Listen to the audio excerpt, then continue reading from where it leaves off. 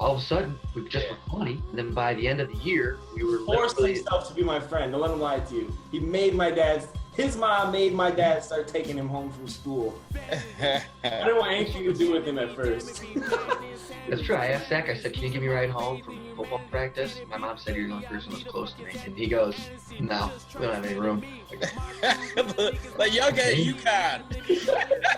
All right. And then 2 days later, he was like, oh, do you want to ride home? I asked him, he said, okay.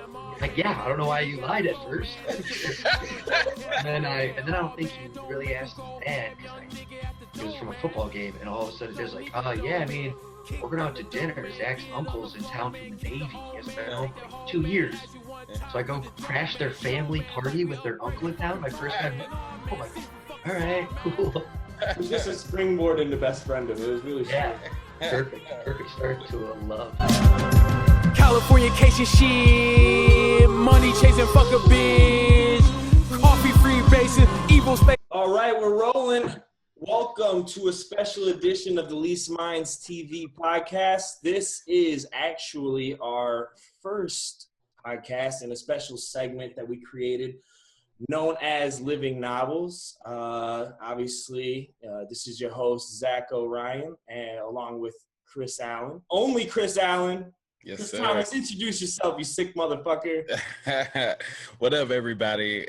As usual, it's the two jackasses and you're talking shit about stupid stuff. But actually, we actually have a special series that we're starting. I think we mentioned on a couple of our podcasts previously that we're going to do a Living Novels portion of our podcast, which is we hear so much about people's journey after the journey's already done, and then they romanticize it and they make it sound cool because they've already fucking accomplished every single thing they can accomplish. Now they're just putting icing on the cake.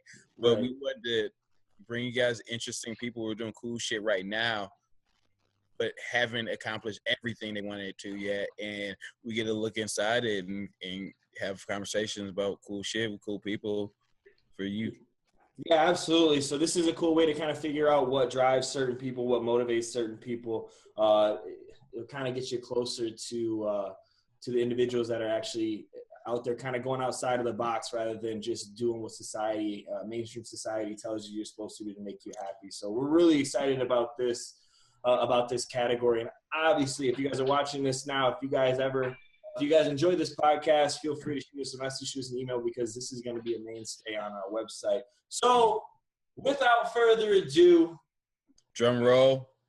Actually, I'm pumped about this because our first guest on the Living Novels podcast is my best friend, my brother, Corey Wagner. He is a Second City Conservatory graduate, co-producer and co-host of the weekly variety show Buzzed, and co-creator of YouTube channel Number 6 with Cheese, Corey C. Wags Wagner.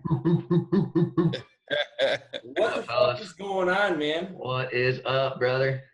Hey, not a whole lot. So tell us a little bit about yourself. Introduce yourself to the people. We have millions of viewers. Can you imagine? Millions. And we're live.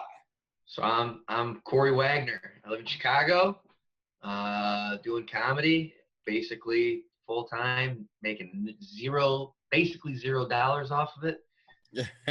Paying rent with a bullshit job and living the dream, man. So so let me start it off since you did the intro. And I always wonder when I meet comedians, when did they realize they were funny, or maybe they're not funny? When they start thinking they were funny? The kid sitting right with you is Zach. That's when. I was a loser in high school. I was worthless. Yeah, that kid, he was too. Zach was kind of a loser. I met him right after that, so I can believe it. Yeah, so we were both just these fucking losers, and we started kicking it only because of the proximity of our homes. We were the only two kids who lived far away from our high school, so I had to get a ride home from him for football practices. And he laughed at all the dumb shit that I would say, and I laughed at all the stupid nonsense he would say. We started just making jokes in class, and then turns out people thought everything we said were funny. And so we just started our lives changed. We started hanging out with everybody and just being. Because that shit was funny. That's funny. Yeah. Zach's the most confident human of all time, much more confident I am. So he hyped us all up and made people think we were better than we actually are. Too much confidence for such a mediocre dick, I promise Yeah. I feel like for most comedians that I meet, which is weird. Hold on, me and Zako had this conversation about like different industries and the people who gravitate to certain industries, and comedians are one of the fucking strangest for sure. dynamic of people, because there is almost I used to start off like all my sets, like especially when it was like I was like the 15th comic and everyone had said something like depressing as fuck. I used to say like, yeah, I'm never really a comic. I just come here because it's boosting my self-esteem to see all of you depressed white people. Because it's like, because there's like always like an element of like rejection that leads to the stage. And it's like, it's an element of therapy. How do you feel? Sure. I mean, yeah, I haven't really started doing stand-up much yet. I do more like writing and sketch. Mm-hmm. And that's like, it's a different world. They're a much different, weirder, creepier people over in like the improv and sketch world. They're all like where the theater kids are. Uh-huh. I was just at an open mic last night for my buddy AJ who does stand-up. And everybody there like wants to kill themselves. It's so funny, which I feel like is my people. Like I always surround improv people. I was like, God, they're so happy. So much fun. Yeah. It's a weird dynamic because although like you know that these people are dealing with everyone's dealing with some shit. I think comedians are more open and less.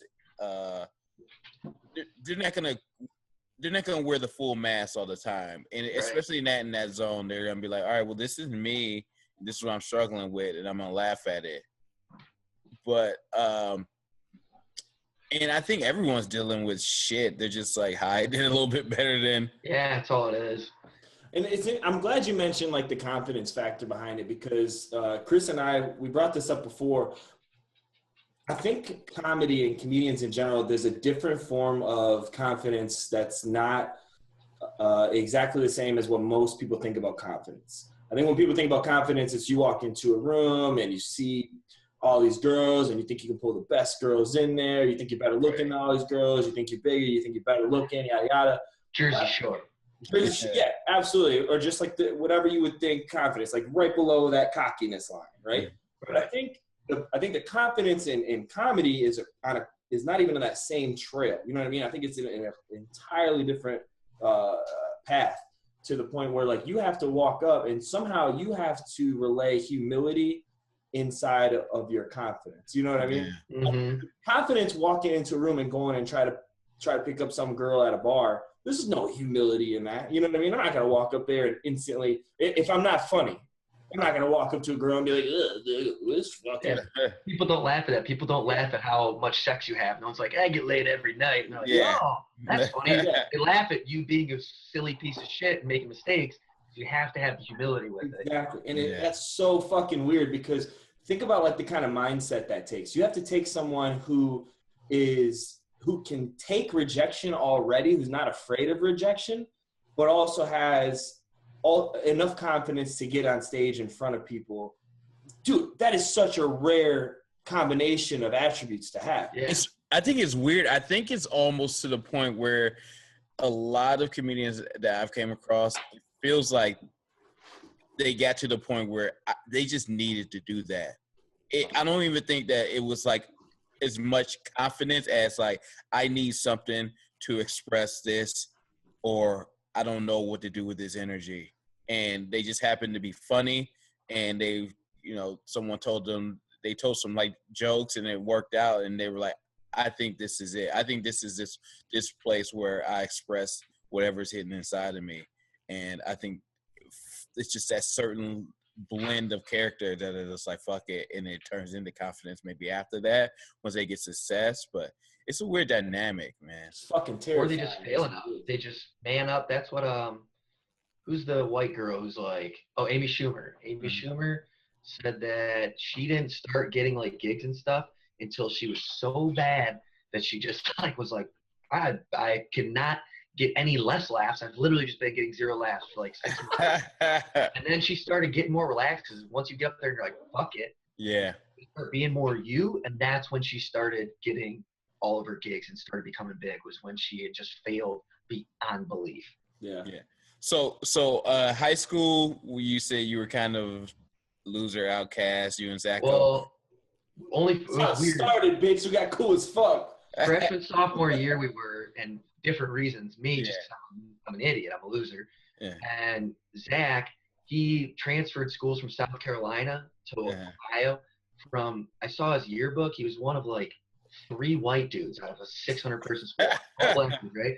And my high school was like the whitest high school. There was like 2 black dudes there, and it was all like uniform. They were like kind of black, you know what I mean? Right, like Carlton. They were Carlton. They're like golf and shit. Yeah. And Zach rolls in. You're supposed to wear like dress shoes and shit, right? And Zach rolls in the first day with Jordans on. So you're like, fit in, you know, everybody's like, Abercrombie and Fitch, please, you know? Yeah. So it just, but the weird thing is after our first 2 years of not really being outcasts, we just weren't part of the cool kids club. We weren't losers, but we're like middle ground. We were part of the cool kids club. All of a sudden, we just were funny. And then by the end of the year, we were forced himself to be my friend. Don't let him lie to you. He made his mom made my dad start taking him home from school. I didn't want anything to do with him at first. That's true. I asked Zach, I said, can you give me a ride home from football practice? My mom said you're the only person that was close to me. And he goes, no, we don't have any room. Like y'all got UConn. All right. And then like 2 days later, he was like, oh, do you want to ride home? I asked my dad. He said it was okay.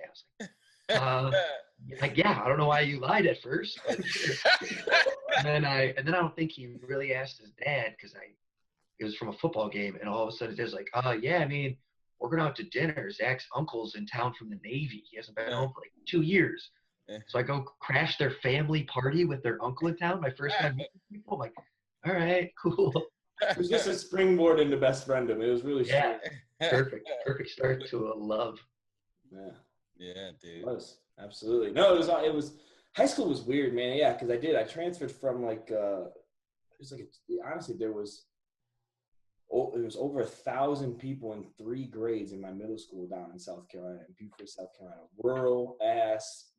90% of those motherfuckers voted for Trump. Beaufort, South Carolina, up to where the fuck was Stritch? What city was Stritch? Oregon, Ohio, tiny. Yeah. Graduate with like culture shock. 91 kids, I think. It's really tiny. Culture shock as fuck. So I mean, let's stay on the high school topic a little bit. And we did, man. And honestly, like at first, him and I, we started hanging out together. And it was just me and him, and we both like I think we both like were internally funny in the sense we both like watch stand up, we both like funny movies, watch comedy and stuff like that. We were probably my family's the funniest family of all time. We're both like kind of funny at like Thanksgiving, you know, we'd make like tryptophan jokes and shit. But I get so tired, you know, weird shit like that. So we kind of like had it, and then like when we met each other, it kind of just springboarded, and that's where like that confidence came from. We were just like, dude, we've been nerds for 2 years. No one's talked to us. Why do we give a fuck if they reject us now? Let's just be loud nerds, I guess. Let's just make fun of people. So that's what we did. And it transitioned into, everyone was like, that's actually like really fucking funny. And and like you said, I think that's how we developed, or that's how I developed humility at the same time as I developed confidence, because it all kind of came at the same time. Yeah. Right.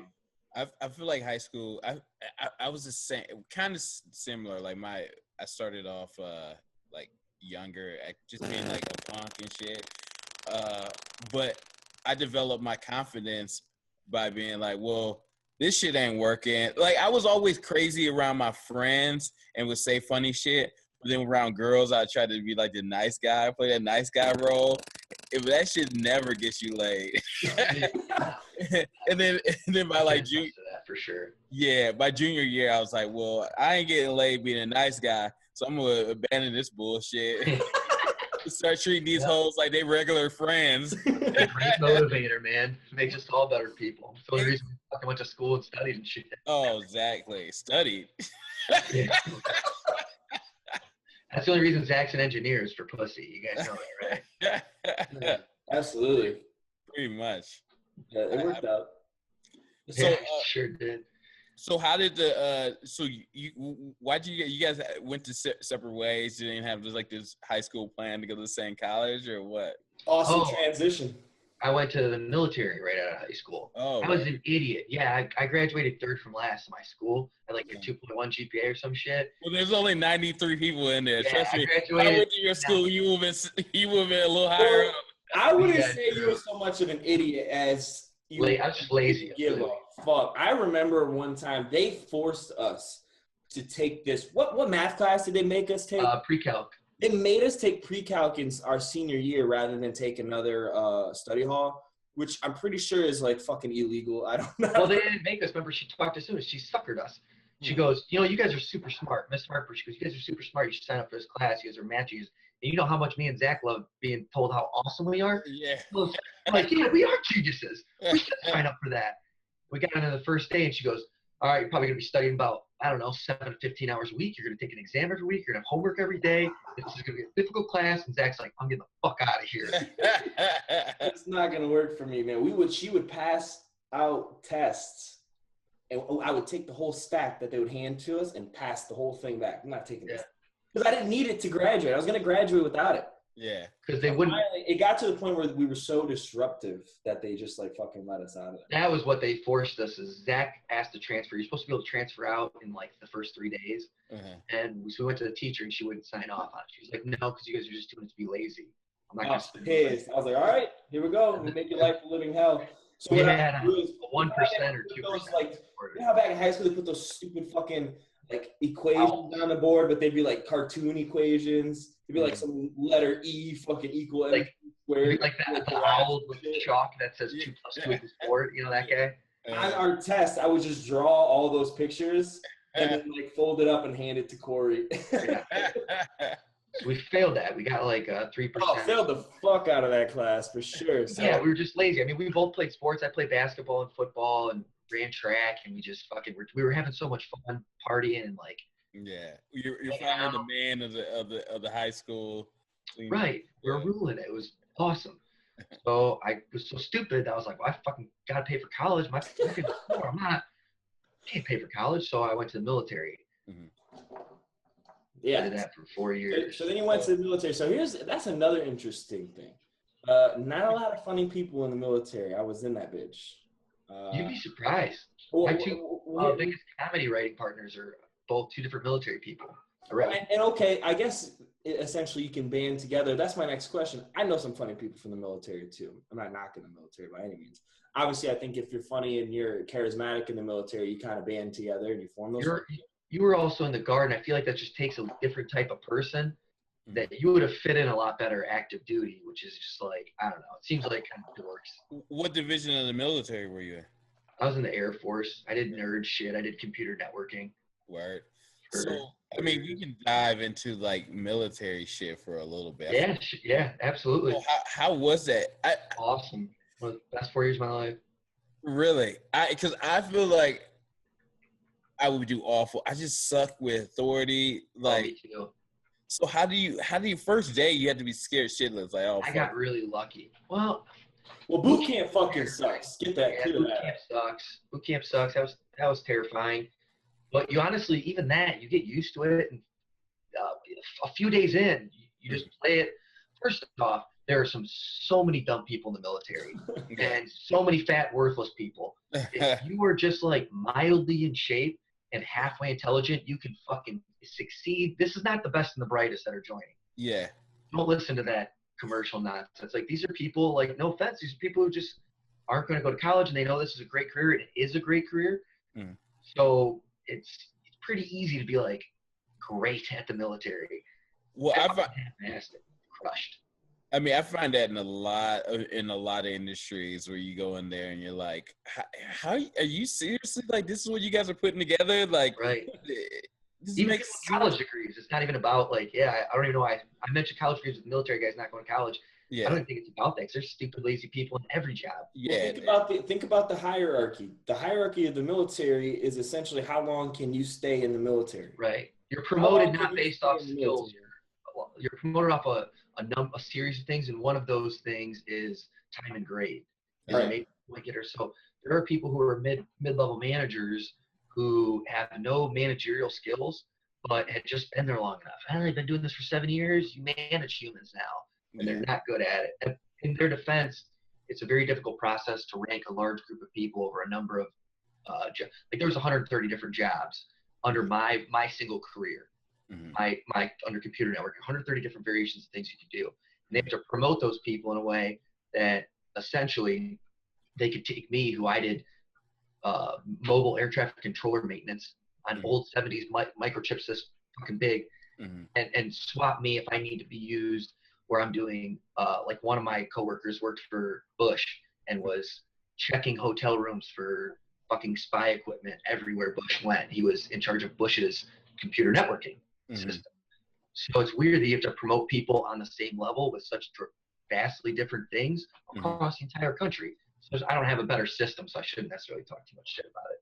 Yeah, I don't think you need to have the better system to be like.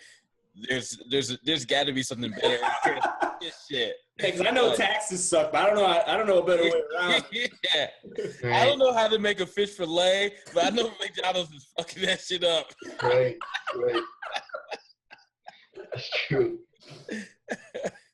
All right, so you maintain your funny, man. You make it through 4 years in the military. You maintain your funny. You still fucking. That's where I grew a lot of my dummy. Were you like, yo, 4 years and out? Like, yeah. Was this your plan? Is when you went in there? Yeah, pay for college. Yeah. And that's what I did. And I got a lot of my schooling done. I traveled Europe. I lived in Germany for 2 years. I wrote my first. Did you get laid in Germany at all? I had a girlfriend for the majority of the time, but the last 6 months I didn't. I did. His life, man. Huh? Story of this. Oh yeah, right. Oh, yeah. German girls are smoking hot. I mean, they get the whole Nazi thing, like, is a shadow over Germany, but Germany has some hot girls. If you can get past that whole like Nazi thing, Germans are the baddest. Well, they're like super freaking like conservative, or not You have to be. Germans have to be like super fucking nice from here on out. What's the one chick that their prime minister, or she's like Angela Merkel. Yeah, she's let mad freaking Syrian refugees in there. Just like I think she was the largest contributor to that in the EU. I think. Yeah, definitely in the anywhere. Right. But and then also, like, if you guys ever watched Narcos? I haven't seen it. I hear it's amazing. Oh shit, yeah. But like Pablo Escobar was like tried to send his family there, and they were like, yeah, it's Germany. Like they'll let anyone in with like a heartbeat. Like yeah, they're really about that. Yeah, they got no diversity. So they got a lot of shit to make up for, so they better be letting those. Yeah. But me and Sean were just talking about that. Like that's like the theme that's echoed. But like United States has done some awful shit. Like the concentration camps, the whole slavery thing. What we did to Native America. Like we are like. But we're not gonna sit here and self-condemn. We don't even learn. We don't even educate out. Exactly. Give over all that shit in the history book. They're like, and then we wonder why people are like Nazis, though. Them motherfuckers. And then we wonder why like white people in the South are like, oh, you really think racism still exists? Exactly. Oh, you don't know what history happened. You know, like in the history books, slaves looking happy as shit. Like, yeah, right. All full and shit. You know, hey, that's another question I have. Why do they? When I learned about slavery, all they taught me about was the slave songs. Like they seem so fucking happy. I know. Oh, look at this. Why did this end? Everyone looks so happy. Yeah. It sounds like they had job security. They taught us the songs. We were singing the songs in choir. Now that I think about it, that was fucked up. I know. Following the drink and gore my ass. Yeah, they do teach that shit too. That's crazy. Oh, that's fucked. All right, so we'll fast forward through the military because I want to get to some questions based on like your motivations and stuff. Obviously, just fast forward to the military. So then you get out of the military and you still don't want to go. Your thought is still not to go into comedy. Your thought is still to go to college. Well, you got to remember, for the whole time in the military, I was writing, and I've always thought of myself as a writer first. I always thought I was going to be a comedy writer. So I didn't really necessarily I could go to college and write, and that's what I plan on doing. From all the research I'd done, basically said I needed like a handful, like a few pilots, like 2 or 3 originals, a spec script, and feature. Like the film was like, if you have that, you've got everything that you need in your arsenal. And you want to have like a few things, because if you send something, somebody likes it, they're going to ask for more material is the idea. So I thought I should do that. It's having a good backup plan, and I don't really necessarily need to go jump at. So that's perfect. And the reason I asked that question is because this is a topic that gets brought up on our podcast quite often. If you could go back and kind of do it again, I think growing up, going through the education system, they almost try to embed in our heads this plan that equals success. You got to go through high school. You got to go to college. Like if you don't go to college, you're somehow some loser. You got to get your degree and you got to do this. And I think it depletes creativity. I honestly always think about it, man. And I don't know where my head was at after high school, but if I could go back with any sort of knowledge that I have right now, I would skip college and I would start doing I would be more creative right out of high school and start getting involved in the things that I wanted to get involved in: filming, comedy, acting, things like that. Something along with the arts. But it's funny now because that's the only thing that I desire. But there was no hesitation not to go to college after high school. It wasn't even a thought. You know what I mean? Yeah. If you could take the knowledge now, I'm not saying where your mental state was after high school, in reality. I mean, if you could take the knowledge that you know now, would you have done anything differently out of high school? It's really hard to say, because I think everything's worked out for me so well. It's been like, do you ever feel like you wasted right choices? Yeah. I don't feel, some of me does that maybe I did, but I also think I consider that I've been writing comedy for over a decade. I started when I was 16 writing our first movie that we kind of came up with together, and a bunch of sketches. I've always been writing so consistently through this whole process that I feel like I did start in high school. Yeah. I just not stand up, which that isn't necessarily my goal. So for me, I was set up with such success of like financially, and that's had college helped me so much financially, and it's helped me in Chicago so much do what I've been able to do. I don't know if I would change anything. Okay. That's a different way to look at it. But also I made some super lucky decisions that I think I'm like, ooh, I don't even know how I fucking did. Like, why did I go to the military? Yeah. I just did that. Didn't even think about it, and it helped me so much. I remember when we went to that Air Force thing when they were trying to get us to join that fucking military. You remember that? That was because I asked for that. Yeah. Well, I came to our class. I was like, oh yeah, I'll do that. Yeah. That's fucking crazy. So when did you as soon as you got out of the military, or were you were writing in high school, huh? Yeah, I was writing in high school. I had a couple sketches in high school and stuff. It was just like sketch stuff? Sketch. And then I remember distinctly having a conversation with Zach one day. I used to stay the night at his house every weekend, and I was like, dude, because we had a pretty crazy high school experience. We had some fucking insane stories. And I remember saying to him, like, we could write a movie. And so I started writing. Experiences. High school was weird. Basically, it was kind of like a exaggerated story that I made. And I basically outlined my first feature that I wrote that I ended up writing when I was in the military. Mm-hmm. A 114-page movie I started writing in high school. Basically outlined almost the whole thing. Which is going in the vaults, man. When we have disposable cash, that's getting made. It's so bad. It's so bad. Unmakeable. Another conversation that we have a lot is like the importance of starting early. Yeah, it's super important. It is like you have so much time to screw up and learn from those mistakes and try again.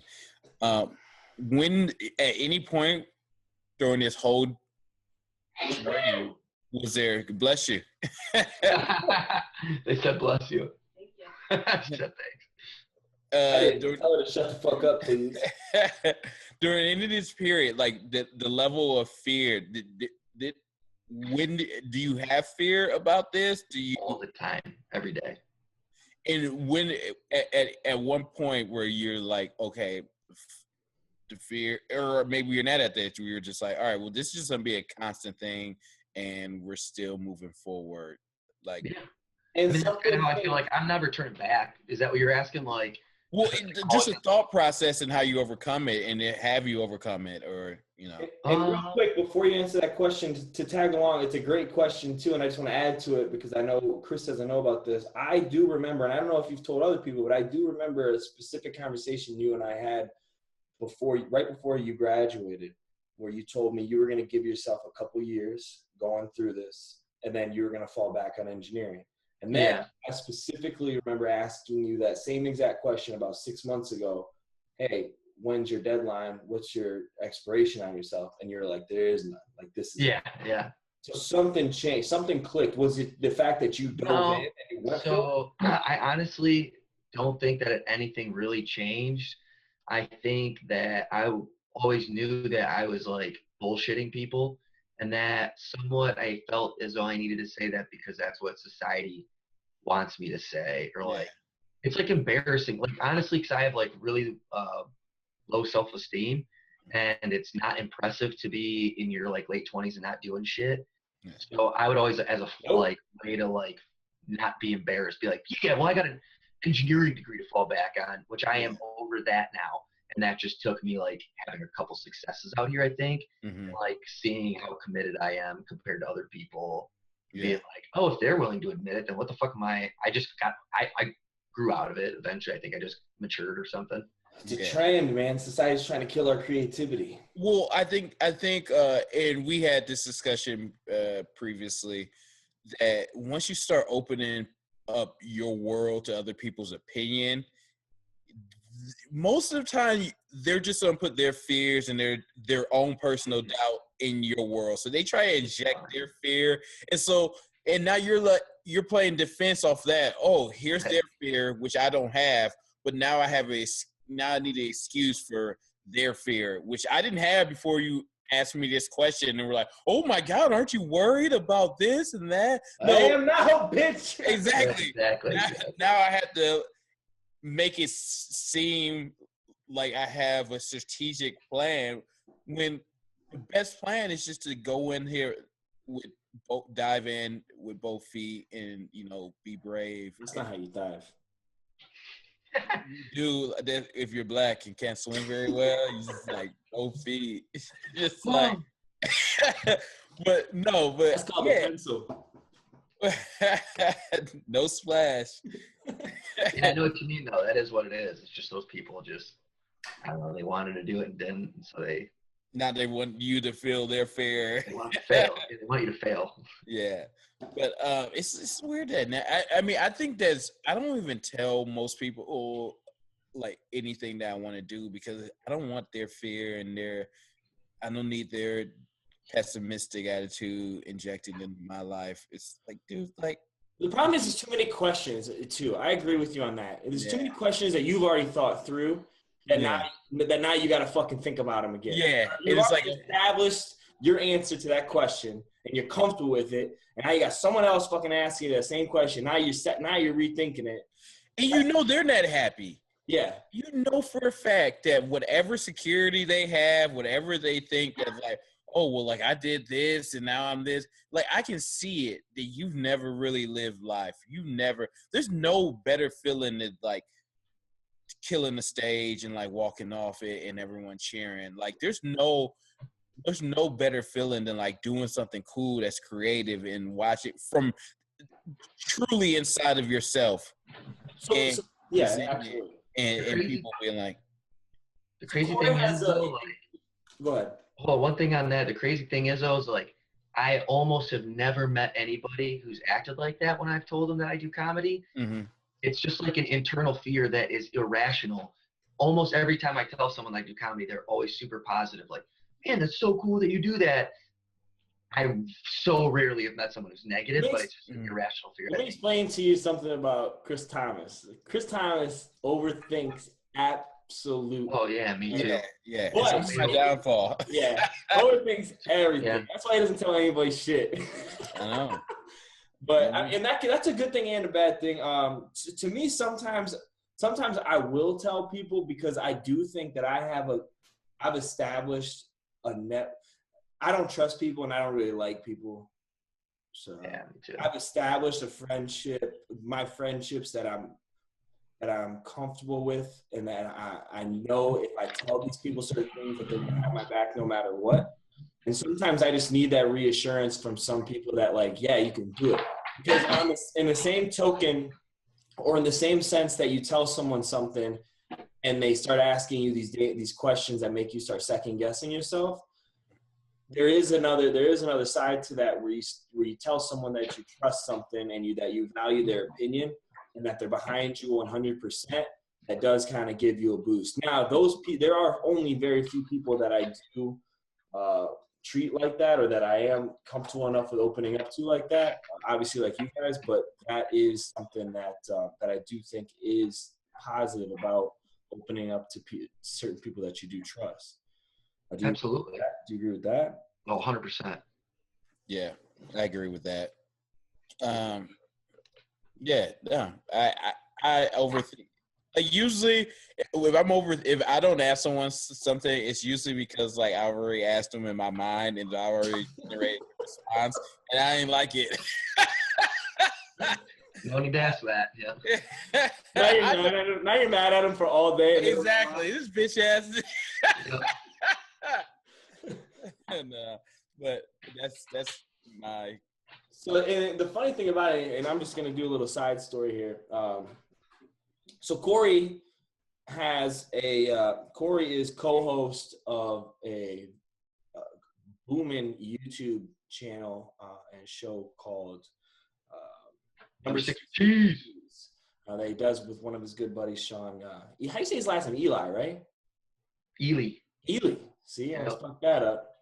Peyton's fucked me up. The Manning's fucked me up with that. So Sean Ely. So he's one of them, and check them out on YouTube. It's Number 6 with Cheese. Trust me, it's one of the. It's a link somewhere around here. Yeah, I'll put a link on it. And I'm not just saying it because he's one of my best friends. I'm saying it because it's crushing it out.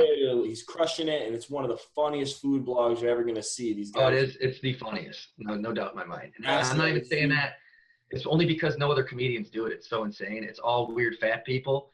And it's got a huge following for no reason. And yeah, I'm so lucky. You guys like food and laughing? Because this was just waiting to have someone funny take it over. We just lucked out and got there first. Yeah, so if you guys like food and laughing, which everyone fucking does, so don't tell me you don't or you're a liar, go check that shit out. And video quality. Yeah. Sean's been editing video for 10 years, works for the White Sox making videos, works for Firehouse Subs making their online content, and he's got a buddy who does drone footage, and it's like just the sickest video out there. It's so good. Yeah, it's super fucking impressive. So where I was kind of gonna get with that is, I know you're not doing stand up, but I do remember the very first time that Corey did stand up, and I was definitely there. And it's so funny now. I'm gonna tell this story because I'm going on stage for my first time on Monday. And I'm getting back up there. I didn't tell you I went to an open mic. Well, I mean, I told you. Yeah, and everyone I've talked to that's kind of like, I wouldn't say taking me under their wing, but everyone that's kind of giving me advice and things like that. Yeah. Telling me, don't drink, don't smoke, don't do anything. Just get up there so you don't rely on anything. That is not what Corey did before he got on stage. Not at all. I watched this guy rip unlimited amount of shots before he went on stage, and I was so nervous. It bombed. Dude, that's one of the best stories ever. And the thing is, it had such great material, man. You can tell he just stumbled up there like a drunk college kid. But benefit to it was a low-key hookah bar. So everyone went up. Even though, like, bombed, he was still, like, the funniest dude up there. You know what I mean? Yeah, I made a lot of mistakes. I just didn't know. I'd never really written stand-up. I didn't prepare myself as nearly as well as I should have. And it's just brutal. It's so funny. Yeah. My last time, so I went up 3 times, and this is a funny story. My last time I went up, it was like a 5-minute open mic. I got into the punchline of my first joke, like maybe a minute 30 in, and it crushed, just fucking destroyed the room, right? And I had not gotten a laugh yet. Third time up there, and this like killed to the point that it startled me, and I forgot the rest of my set except for my closer. I was just like, whoa, what are they laughing? And then I was just like, went right to my closer. Was off there in like maybe 2 minutes. Maybe. Get out wins good. Yeah, so funny. You got some wonderful crowd. You get that like, first laugh, like, oh, all right, that's it. That joke works. Yeah. I'm sorry, you were making a point about stand-up, Zach. I'm sorry. We kind of. Or you just want to tell the story? I think he made it that you just got trashed your first time up. Yeah. I'm walking through this timeline, and I'm trying to get to where Corey's at now. So now we've gone through like kind of like a high school. We've gone through like the military. Now you in Chicago. Yeah, now you've graduated college. Chicago, by the way. So you graduated college, and now you decide fuck engineering, and you graduated engineering. Did you graduate with a prestigious degree? Second my class. Second year class from a great college. Had the job, actually the number one company to work for last year, as ranked, and it was the best company to work for.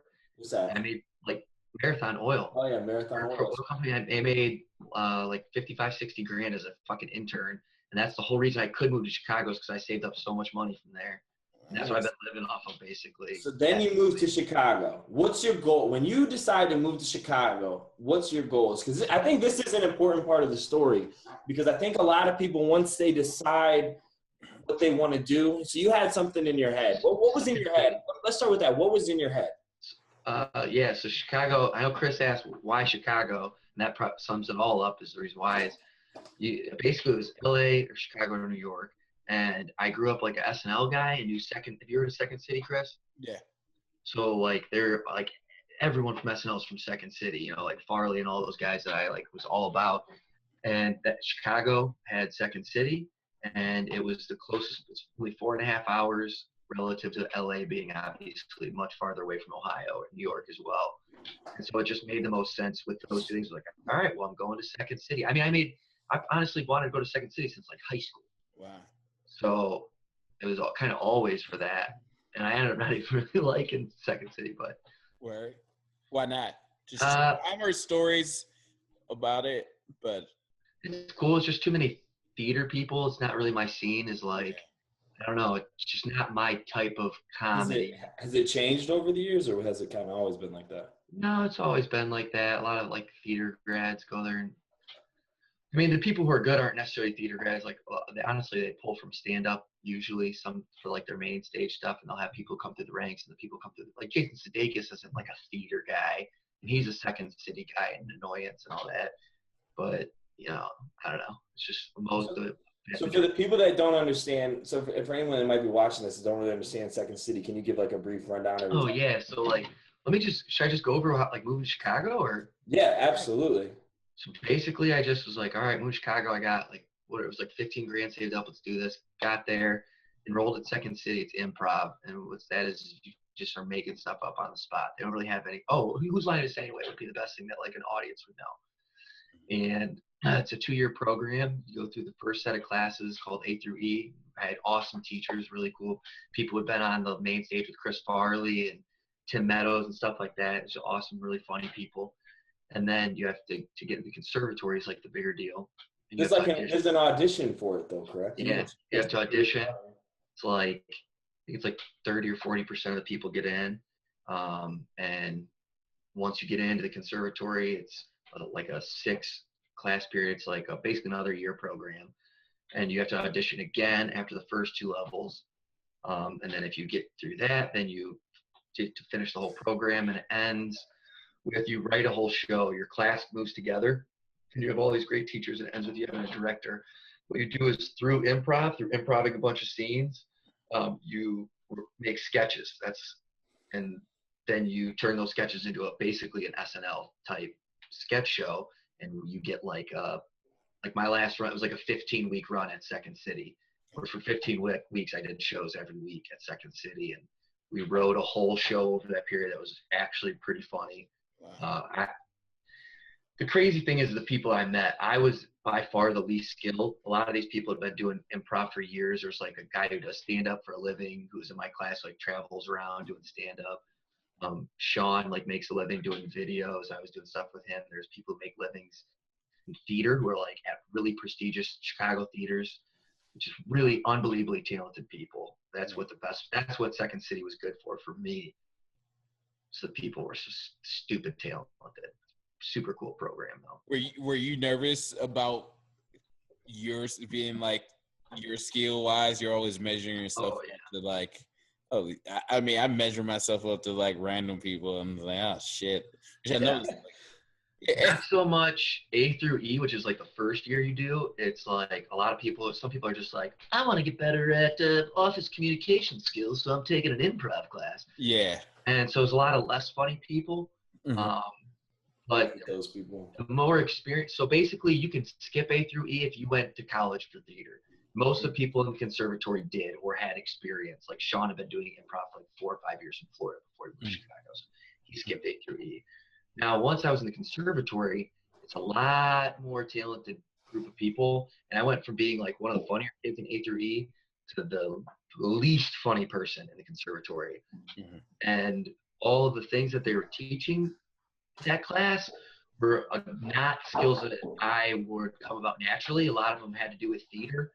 And so it was very beneficial to the people I was in class with. So I was very intimidated throughout the whole process by that. Dude, so Second City sounds dope. Is there, so you have to audition and pay, correct? Yeah. Cost was probably like $5,000 at the end of the day. For the whole program? Yeah, maybe even more. I bet you it was actually closer to, I probably spent $7,000 on classes since I've been here. Luckily, I'm done at this point, but it sucks. It's kind of like going to college, I guess. So how many hours, if you had to like average on a normal day, how many hours a day do you spend A, working, B, working, or like working for like obviously pay your bills, working at the gym, and then B, working on your craft? Are we still talking like Second City stuff? Because it varies depending on what I'm working on. Well, you're out of Second City now, right? Right. Are you asking about like what okay, I'm doing? Well, let's do both. So let's do both. So when you were in Second City, how much requirement was that? And then after Second City, how much are you still doing? Second City wasn't that bad. It's a 3-hour class once a week. Like I said, it was like 2 years, so however many hours that is. Towards the end, you're doing a lot of writing because you're actually writing the show. So maybe, but still, I don't know. I've been writing for so long, I was only spending like a couple hours writing sketches. It wasn't that bad. So like right now on like a standard day, you're working what, 8 hours a day?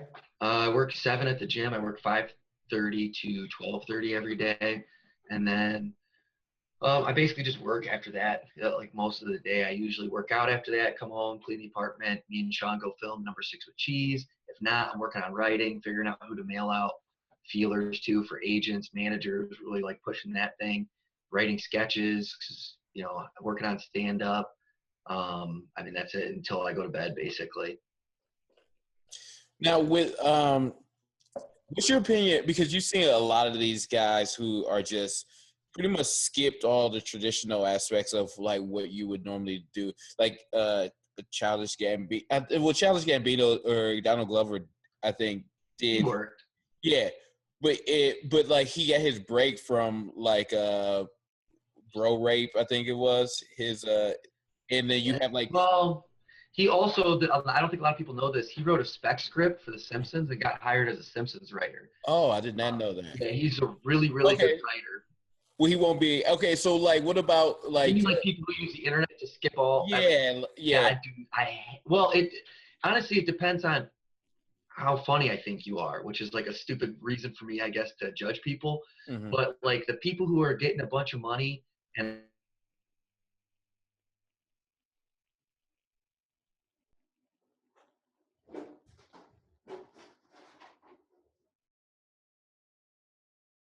Something happened.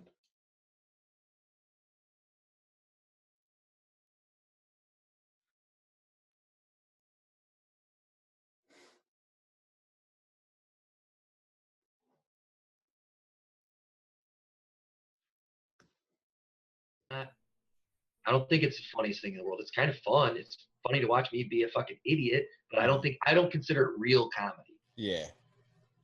You turned into a comedy snob now. I've always been one because like I'm a nerd about comedy big time. Who's like your comedy idols, like whether it's stand up or sketch and so forth? Doug Stanhope, Louis C.K. and Bill Burr and stand up are like my heroes. And then everything else, I mean, like I grew up watching Conan. We used to watch a show called Tough Crowd with Colin Quinn and Patrice O'Neill and what's his name who OD'd, Greg Giraldo. Probably one of the best comedy shows I've ever seen in my life. All time. So I had a bunch of people that I was like really into growing up like that. What about you, Chris? Who do you like to watch? Well, I'm old school, so I'm like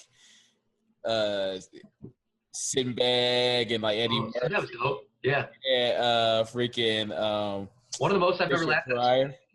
Sinbad. I love a kid. He's so funny.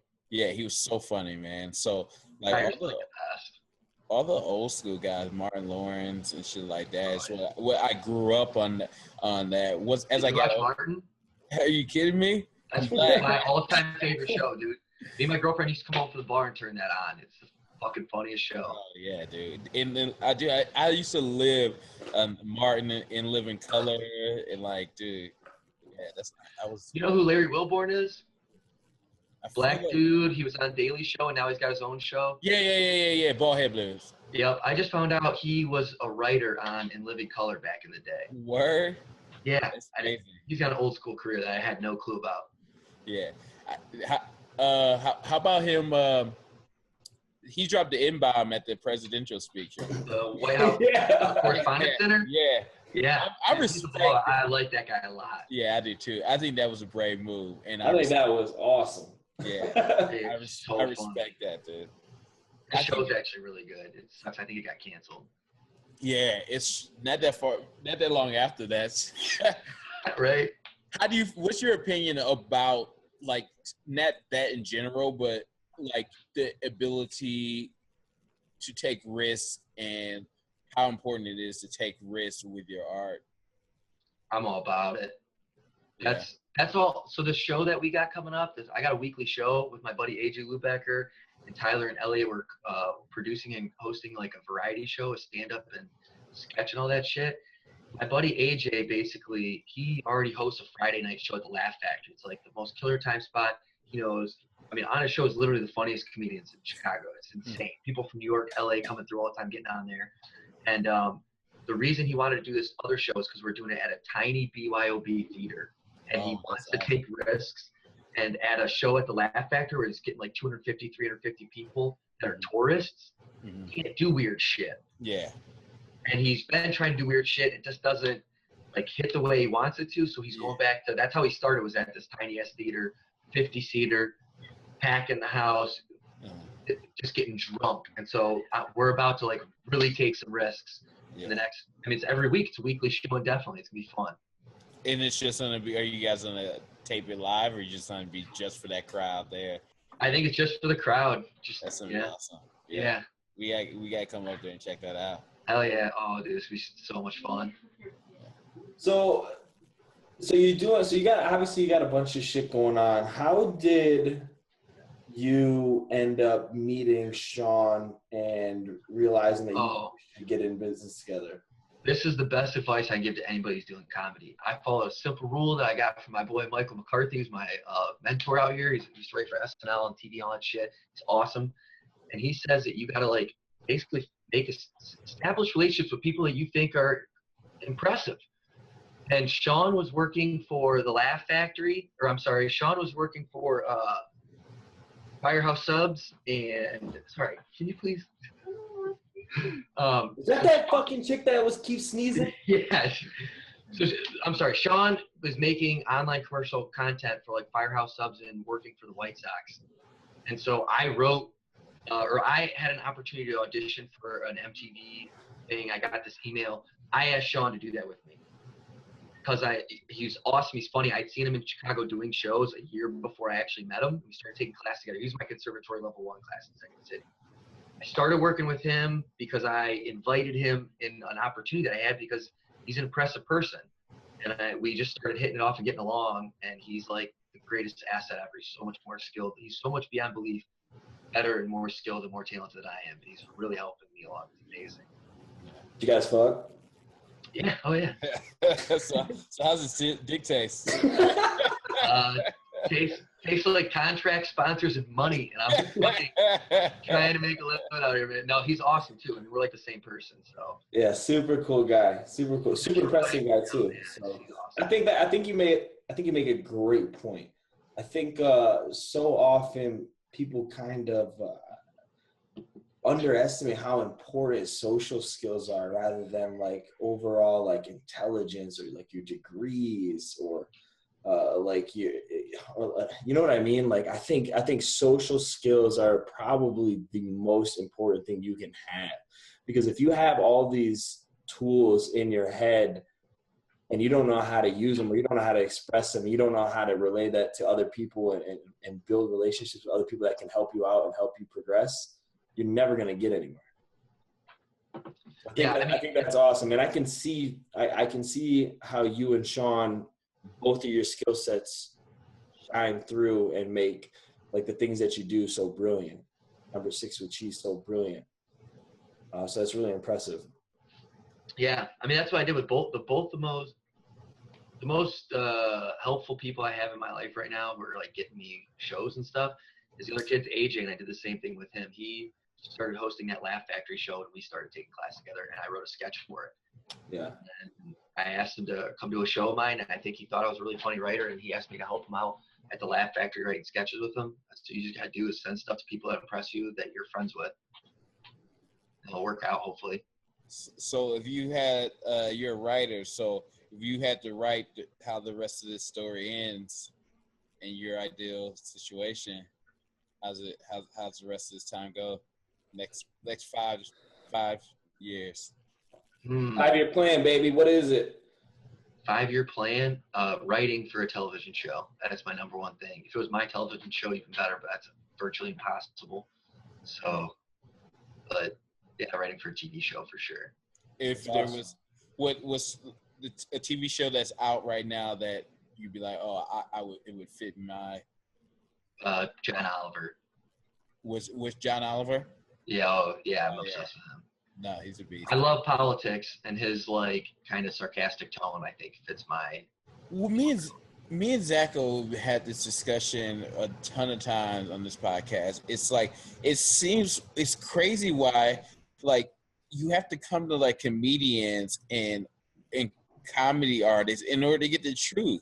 Yep. And to get a level-minded, level-headed honesty that's not slanted super right, or at least they're gonna make fun of the left. They're gonna make fun of right. They're gonna make fun of right. They're gonna make it. If you do something stupid, they're gonna make. But the only place you can get that is in comedy with comedians like him, like John Oliver. Who he replaced? Jon Stewart. Yes, Jon Stewart. Yeah, he was on Jon Stewart, and holy shit! By the end of John's career, that shit, he was just spewing the truth, man. Yeah, oh, yeah. But why? News almost. Yeah, I heard a good quote on the radio this morning, and they said that the comedians are the last bastions of the planet. Basically, they're the last ones that you almost look to them to go outside of the box and to test the boundaries and to actually say what people think, but they know they can't say. And somehow, if you're amongst your crowd, you can get away with it. The problem is PR is trying to push that line so close to where they're almost trying to say comedians can't even get to that point. You know what I mean? Right. It's uncalled for. Yeah, well, that's why I kind of get upset with like a guy like a Kevin Hart or something like that who tiptoes so he plays it so safe when at that platform you need someone. I think Chris Rock does it very well. Of like he will like Patrice O'Neal. Patrice O'Neal wasn't as political as a Chris Rock, though. Well, I don't know. Patrice O'Neal was pretty political. I mean, he went on. I mean, he'd be on CNN. He'd be on Fox, CNBC. And that's true. Yeah. So he lets you know. I think people don't associate with that with Patrice O'Neal too often because we kind of got robbed of Patrice because he died of diabetes, so we didn't get to see him. He literally died like in his prime. When I saw Patrice on like CNN and so forth, it was usually like social issues and so forth, like less political. Like That's true. Like Chris Rock will like each one of his stand-ups. You can kind of whether he's talking about Barack or he's on going to Clinton, and each one of his major stand-up is he dives. There's a section of it strictly to politics and so forth, and I feel like that. And don't even mention like a George Carlin or someone like that who. Just, like, we made a living off it. Dude, especially in his later stuff, he was just like destroying politics. I think that's why comedians are so much more important than we give them credit for. No one's replaced those guys. Yeah. I mean, luckily Chris Rock has a ton of stand-ups coming out lately. But no one's replaced those guys because there are comedians out there like that. But do you think it's the comedian's fault, or do you think it's the network's fault, or the society's fault? Who's going to give them airtime if that's all they're doing is talking outside of the box politically? No one's going to give airtime. Well, there's people out there who are though. That's what I mean. That's what I mean. There are comedians out there that are doing it, but I think because public relations are pushing that line so close to trying to dictate what comedians can and cannot say that who's going to get. They're filtered a lot. Joey fucking Diaz, perfect example. One of the funniest humans on the planet. Top 3, gotta be. What special is he getting because of the shit that comes out of his fucking mouth? CISO. He's got CISO. I got CISO somehow on all my devices that I'd never downloaded it. Well, that's the thing, though. All my devices, like that fucking, what was that album that showed up on everyone's iPhones? That YouTube album. Yeah. I really think that comedy is actually going to. I don't think it's getting filtered as much because we have such isolated platforms now that everyone has a platform and people are speaking a lot of truth. But you got to go to CISO. But I think we're just ready to switch from. We just need to accept that it's going to change from everybody watching cable to everybody watching their unique individual platforms online, and we're going to have more niche audiences. Yeah. But that's going to give people less of a filter, I think, and less regulated by any media. Right. And I'll agree with that too. But I'll ask you this question: Who's becoming the rock star comedians nowadays? Back in the day, your rock star comedian was Eddie Murphy, who had no filter. Who's your rock star comedian now? Kevin Hart. Just like you said, Kevin Hart's skipping. Is Bill Burr really your rock star comedian? He's doing arenas. To us, well, here's the thing. To us, or to people that are deep in comedy, first of all, Bill Burr is my favorite stand-up comedian. So, I think Bill Burr is a comedian's comedian. Does that make any sense? No, he's one of the most mainstream stand-ups. He's making, I guarantee on the stand-up list, he's on the I don't know. There's a lot of people I talk to that are putting Kevin Hart on a pedestal and don't even want to hear anything about Joe. No, yeah, but anything about Bill Burr. Okay, but Kevin Hart's not the only person. Who else is up there? Kevin Hart doesn't necessarily talk about politics, but there's always some comedians who don't. I think there's a lot more that are. But not at the size of Kevin Hart or Bill Burr or something. Like Kevin Hart's the top, like as far as monetary, he's selling out football fields. So like he's a top comedian right now. But Louis doing the same stuff, and I think he's super political. Yeah, Louis is. Louis is a genius. He's on a whole nother level. Yeah, I think it's okay for mainstream to be. I really think things are going to start getting so niche. Mm-hmm. Like all these small online platforms that are going to create individual communities because not everybody should be watching the same thing. There's a reason we went from 4 channels to 500 to now we're just going to have an infinite amount of online channels without anybody dictating stuff. But okay, well, the problem you'll have with that, I think, is that people are going to start spoon feeding themselves whatever, just reinforcing their own ideals already and ideology, which you already kind of have now. Like you see, like the rise of the alt-right, which is just like a segment of the population who just spoon-fed their agendas to themselves over and over. You're only going to accept the information that agrees. Yeah, exactly. Which I like Milo Yiannopoulos from Breitbart. I think he's a smart fucking dude. Oh. I think idiot. Yeah, okay. Yeah, I think he's playing the character all the time. 100% is. Yeah, which I just think there's just something funny about that guy. Funny. I think Milo's funny, hilarious. And I think Milo's hilarious. And the funny thing about it is that's someone that I should never agree with on anything. And I actually agree with him on a lot of things. The whole, what's the feminist movement? Have you heard his speech on the feminist movement? Yes. Well, the thing is, he's right. He's accurate about some things, and then he's complete. Then I feel like completely fucking wrong on others. Yeah, and I think he just doubles down. I think that's he's like, okay, well, like in order for, he's like honest about something, and that's how he feels. And then there'll be something that I feel like he will say strictly to stay in his position as like this leader of the alt-right community. Well, he's a troll, right? So he's literally the most popular troll online. I mean, the fucking guy got kicked off Twitter for being a troll.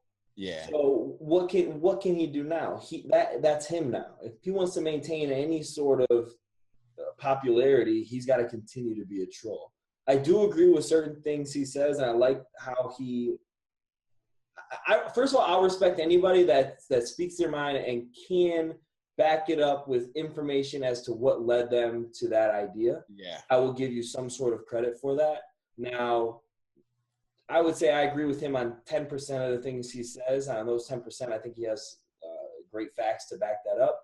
But like I said, I will give someone some sort of benefit of the doubt, and I think we should, that can back themselves up with what led them to that conclusion rather than spewing out data. Like and honestly, like if anyone's listening and you hear it, if you listen to Milo, first of all, you got to understand that this guy is literally the definition of a troll. He just goes against everything that's mainstream and comes up with these ridiculous reasons as to why he's correct. But certain things I actually do fucking agree with. I mean, the guy's the far right winger, a gay white far right winger, like Christian. That's the problem. What the fuck? That's the terrifying problem is he's right about 10% and he's so compelling that he makes the people who aren't smart enough to believe or to realize that the other 90% is bullshit. That's how he draws people in, is with that 10%, and then that allows him to funnel all this nonsense. And a lot of those facts not a lot, some of the facts that I've heard him say, I wish I could remember specifically, he will misrepresent statistics or misrepresent. No, Republicans don't do that.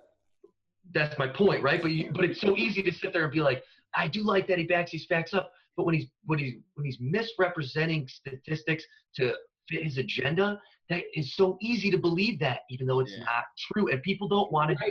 Right, Bart. Of course he does. Oh yeah, it's easy for you to say, but what I'm saying is, because I know you two are smart. I say that's why he's so dangerous, is because you can agree with 10%. Yeah, absolutely. So imagine if you, being such a left person, can agree with 10%. Of course, he's brainwashing all these more moderate people, and he could even be affecting some independent voters, and it's terrifying to me.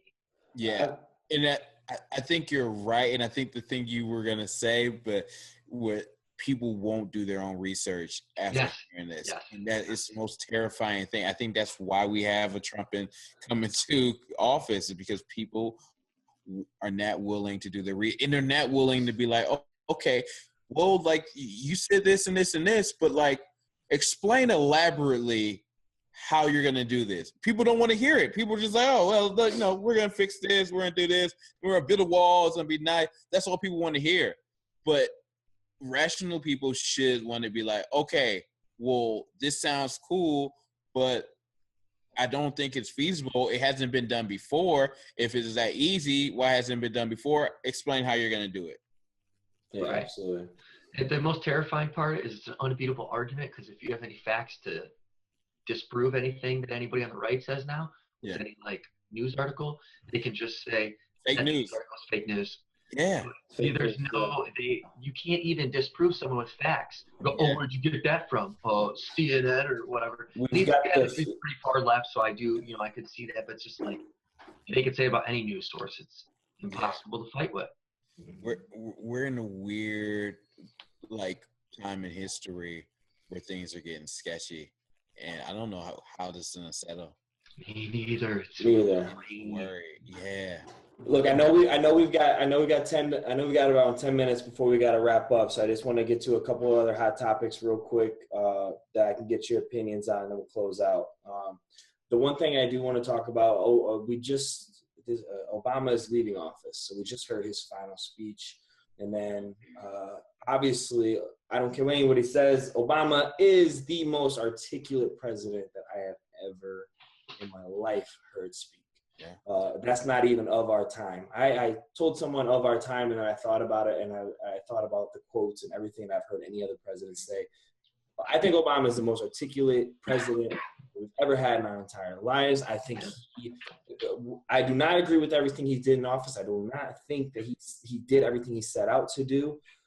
But I don't think that should overshadow the role model that not only himself but his family set and made America look for the 8 years that he was in office. Especially, not to mention the difficulty of some of that was he had a really difficult house to go against. Oh, exactly. So control. So it's not like he didn't attempt to get. Yeah, you come into office in a war, and you spend 8 years in a war. You're fighting an uphill battle. So not only that, but he was a role model to fathers. I think he was a role model to husbands. I just think he represented America the way we want it to be represented, especially coming after someone like a Bush or even like a Clinton. So, where they were kind of involved in these scandals and 9/11 a fixed job and all this other bullshit. So I do obviously I respect him for that, man. I love Obama. I think history will show, no matter what people say right now, I think history will look back and show that Obama was one of the greatest presidents of our time, being the things that he did with what he walked into. You know what I mean? Yeah. So with that being said, and this was a question that I heard earlier today that threw up a lot of conversation. Do you guys think that through Obama's 8 years that your lives were personally affected in any way, whether through his policies or through the things that he represented and tried to push through the country? I'm not sure. Yeah, I think that everyone's lives was affected. I mean, obviously, if you look at the social issue of a first Black president, I can go on for days on that. I think the elements about Barack's time in office is that what he walked into and we're knocking on the door of a depression. He made a lot of decisions that protected us from being a huge issue. Whether people didn't agree with like a lot of the bailout of the auto industries, and then some of the. I think everyone was affected by some of those decisions, because if those things crash, who knows what's going to happen? Yeah. I mean, and a lot of people were like, "We'll let those things fail because things need to work their own life cycle," but we're going to pay the price of those things failing. So I think just on that alone, like we've already felt the impact of his term and his 2 terms. And I think the social climate of him in office. And yeah, man, I think anytime there's a president, especially a 2-term president in office, there's impact in lives. Yeah, I think in a broad sense, definitely all were. Yeah. For sure. Now, in a more unique sense, I don't know if I was personally, I guess because I was in the military, I would have to be somewhat affected. Yeah. But then again, I don't even know if I had him I was in the military. I suppose I did, right? Yeah. I think he won when I was on my way to Idaho. Yeah, probably my last year in the military, Obama was president. Yeah, I can honestly say that Obama actually made me care about politics. Oh, yeah. I think Obama made me care about politics because something about him was different. The way he spoke and the way he would reach out to the country, you felt like he was talking to you. You know what I mean? You don't feel like he was just up there giving a speech that was written for him. My dog's in this podcast too, by the way, if you guys didn't know. Plus, that was our first vote. It was our first vote. And like I said, it was our first vote, but like if you watch any of his speeches, you get that feeling that he's talking to you. You know what I mean? He has that the ability to speak to an entire country and somehow still make you feel like he's talking to you, whether that's good or bad, or whether you agree with what he's saying or disagree with what he's saying. I feel like he's reaching out and he's touching somebody. And for that, like I always respect Obama. Yeah, and he was the first president had the all these superstars behind him and all these artists and so forth. And on top of that, I think we were at the age where politics started to make sense, and we could, as much as politics can make sense, because it's a ton of fuckery going on there. But politics and pop culture have never meshed as much as they are now. I don't know. Clinton was on Arsenio. That's true. That is true. He's the first to start. He's the first to start knocking on that door. Yeah, he knocked on it. I think Obama. Oh, I don't know. Kennedy's banging Maryland, right? That's true. But I guess he was the first to kind of open that door. Wasn't one of them actor? Was that who's the actor? That was Reagan. Roosevelt. Reagan was actor. He was he was like a one of those R's. Like a pretty big actor, right? They said he was kind of like a B-level actor, like a B-level actor, like someone who would have been in Sharknado. I don't think that bad, but there's a cool documentary on Netflix called The 80s. I think it was whatever. No, it goes through like history of TV and how it affects like politics and shit like that. It's pretty cool. Well, I know we got to start wrapping up, man. Corey, dude, been a fucking blast. This has to be first. Yeah, thanks for having me on. It's awesome. Thanks for joining us, man. Thank everybody for listening to this. If you guys are watching now, again, our guest speaker here is Corey Wagner. You can see he actually just graduated Second City. You can see him on his YouTube channel, him and Sean Ely at his YouTube channel, Number 6 with Cheese. They're killing it. If you like food and you like laughing, go check them motherfuckers out. Corey, leave us with something that you can tell people that help keep people motivated, man. Help keep people motivated to chase something that they want to chase. What would your advice be to a younger you to try to convince them to go fucking for it? What would your advice be? Can't motivate anybody. I've been trying. You got to motivate yourself. That's the only person who can do it. Yeah. I wish I could say, I think so. You know how much times I called my goddamn brother to try to talk to that dude? There's nothing you can tell anybody. I realize that. I've always wanted it. I think anybody who wants it. Yeah. You just got to do it on your own, right? All right, well, there. You heard it from the man yourself, man. Self-motivation is key. Go out and seek the truth.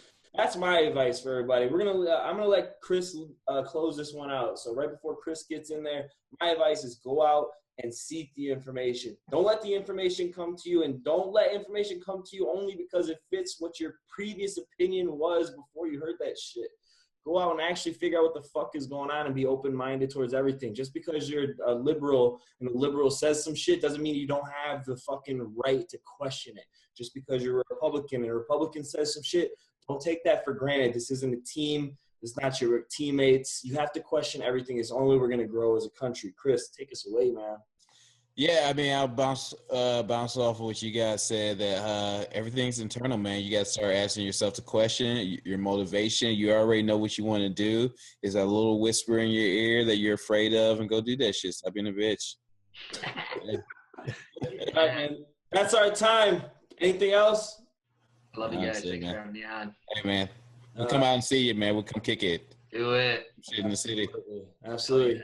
All right, Leased Minds, Living Novels, episode 1. Appreciate you guys. Peace. Peace.